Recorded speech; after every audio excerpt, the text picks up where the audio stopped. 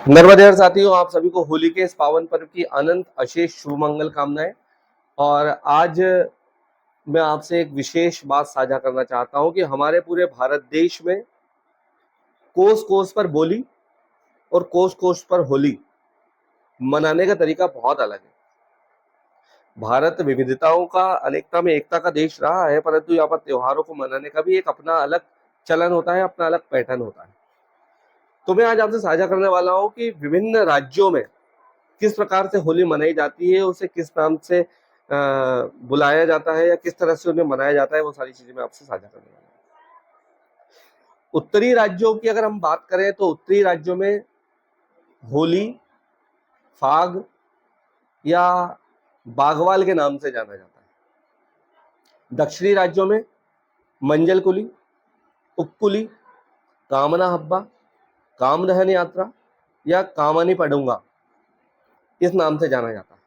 पूर्व में डोल यात्रा और पश्चिम में धुलेडी के नाम से इसको जाना जाता है। होली से जुड़े हुए कुछ रोचक किस्से भी हैं, जिसमें भक्त प्रहलाद की कहानी और भगवान कामदेव के पुनर्जन्म होने की कहानी से हम सभी ने अपने आप को साक्षात्कार कराया है और उसके बारे में हम सभी जानते हैं। उस पर मैं विशेष ज्यादा चर्चा नहीं करूंगा। साथियों, होली की जो शुरुआत होती है वो ब्रज से होती है। सबसे ज्यादा होली पूरे देश में सबसे ज्यादा प्रसिद्ध मानी जाती है तो ब्रज की होली मानी जाती है। और बरसाना और वृंदावन में जो होली मनाई जाती है वो लठमार होली मनाई जाती है।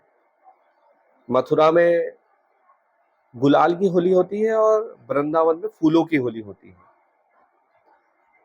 यदि हम उत्तर प्रदेश की ही बात करें तो भगवान राम की नगरी अयोध्या अवधपुरी में भगवान राम को सबसे पहले तिलक लगाया जाता है।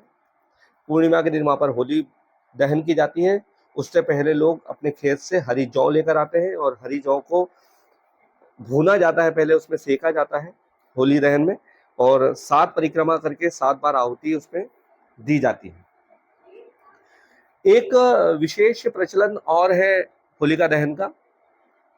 यहाँ पर कुछ लोग उबटन लगाते हैं हल्दी का, बेसन का, और उसको अपने शरीर से निकालते हैं और जहाँ होली दहन होती है वहां पर उसकी आहुति दी जाती है। ऐसा माना जाता है कि उस आहुति के बाद में उनके शरीर के रोग कष्ट सभी उस होली के साथ भस्म हो जाते हैं। कुछ लोग अपने घर में भी होलियां मनाते हैं। कंडे उपले या छोटी लकड़ियां एकत्रित करके एक छोटी सी होली बनाई जाती है, उसका भी दहन किया जाता है, उस पर पानी गर्म किया जाता है और उस गर्म पानी का सिंचन सभी जगह किया जाता है। ऐसा माना जाता है कि उससे सभी के शरीर के रोग कष्ट से उन्हें मुक्ति मिलेगी, उन्हें निजात मिलेगी। कई सारे क्षेत्र हैं जहाँ पर होली मनाने का तरीका अलग अलग होता है, भिन्न भिन्न प्रकार से मनाई जाती है। तो एक कहानी है, मैं आपसे साझा करना चाहूंगा कि जब भगवान राम ने माँ सीता का परित्याग किया था और माँ सीता वाल्मीकि के आश्रम में रहती थी, उस समय जब लवकुश का जन्म होने वाला था, तो जब लवकुश का जन्म हुआ तो बेड़िया जनजाति की कुछ महिलाएं वहां पर आई और उन्होंने वहां पर गीत गाए थे, कुछ मधुर गीत गाए थे। तो माँ सीता उससे बड़ी प्रसन्न हुई और प्रसन्न होने के बाद में उन्हें एक आशीर्वाद, एक वरदान दिया कि आप जिस भी व्यक्ति के लिए बधाइयाँ गाओगे या जिसके लिए भी ये बधाइयाँ गाओगे तो उसके सारे मनोरथ पूर्ण होंगे, उसका जीवन स्वस्थ और सफल होगा। ये भी एक किंवदंतियों में से एक है। उत्तराखंड की बैठकी होली, ये भी बहुत ज्यादा प्रचलित है। उत्तराखंड के क्षेत्र में बैठकी होली मनाई जाती है। और राजस्थान में एक नया तरीका होता है, इसमें नए शादीशुदा जोड़े एक अलग प्रकार से होली मनाते हैं। तो गुजरात में एक बहुत ज्यादा फेमस तरीके से जो होली मनाई जाती है वो कपड़ा फाड़ होली है। इस दिन कपड़े फाड़ दिए जाते हैं और कपड़े फाड़ फाड़ के लोगों के ऊपर फेंके जाते हैं। इसे कपड़ा फाड़ होली के नाम से जाना जाता है। पंजाब के होला मोहल्ला में, आनंदपुर दरबार में, जो सिख योद्धाओं को याद करते हुए एक विशेष उत्सव का आयोजन किया जाता है, जिसे पंजाब में होला के नाम से जाना जाता है और ये सिख योद्धाओं को समर्पित है। बंगाल में जो होली मनाई जाती है उसमें लाल रंग वर्जित होता है। लाल रंग वर्जित उन लोगों के लिए होता है जो, आप हरा कलर लगा सकते हो, पीला कलर लगा सकते हो, सिंदूरी कलर लगा सकते हो, परंतु जो नए कपल्स होते हैं जिनकी एंगेजमेंट हो गई होती है वे एक दूसरे को लाल कलर नहीं लगाते हैं। ऐसा माना जाता है कि जो लाल कलर है वो सुहाग का प्रतीक है, और जब विवाह हो जाता है उसके बाद में ही लाल कलर लगाया जाता है। यहीं पर उड़ीसा में भगवान जगन्नाथ की एक बड़ी सी रथ यात्रा निकलती है, और इस रथ यात्रा में एक बड़ा सा डोल निकलता है। लोग यहाँ पर पीले वस्त्र पहनते हैं, भगवान कृष्ण की पूजन अर्चन की जाती है, और यहाँ पर बड़े उत्साह के साथ में होली उत्सव को मनाया जाता है।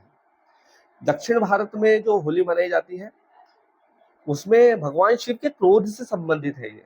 ऐसा माना जाता है कि एक बार भगवान शिव अपनी तपस्या में लीन थे, और माँ पार्वती ने कई वर्षों तक उनकी तपस्या की भगवान शिव की, और वो चाहती थी कि भगवान शिव अपनी समाधि से जागे, परंतु भगवान शिव अपनी समाधि में मग्न थे।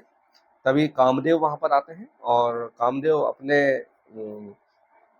अपने नृत्य से, रति और कामदेव दोनों नृत्य करते हैं। भगवान शिव की जो साधना होती है वो भंग होती है, भगवान शिव क्रोधित होते हैं, तीसरा नेत्र खोलते हैं और कामदेव को भस्म कर दिया जाता है। उसके बाद में सभी के अनुमोदन के बाद में, प्रणय निवेदन के बाद में, भगवान शिव कामदेव को पुनर्जीवित करते हैं, उन्हें आशीर्वाद देते हैं कि त्रेता युग में आपका जन्म प्रद्युम्न के रूप में होगा। तो दक्षिण भारत में इसे एक विशेष तौर पर मनाया जाता है कि कामदेव के पुनर्जन्म के अवसर पर। भक्त प्रहलाद की कहानी भी हम सभी ने सुनी है कि होलिका पर भगवान नारायण के अनन्य भक्त प्रहलाद को उनकी बुआ होलिका अपनी गोद में लेकर बैठती है, होलिका भस्म हो जाती है, परंतु प्रहलाद जीवित रहते हैं। ऐसी ईश्वरी कृपा है। तो भिन्न भिन्न क्षेत्रों में होली मनाने का तरीका अलग हो सकता है, त्योहार एक, मनाने का तरीका अनेक। ऐसे ही विविधताओं में एकता वाले देश में मैं सभी नागरिकों को होलिका के पावन पर्व की अनंत अशेष शुभ मंगल कामनाएं प्रेषित करता हूँ। आप सभी को बहुत बहुत शुभकामनाएं। इस रंगोत्सव के पावन पर्व पर आपके जीवन में रंग बिरंगे नवाचार हो, और आप सभी अपने लक्ष्य को प्राप्त करें। नर्मदे हर, नर्मदे हर, नर्मदे हर।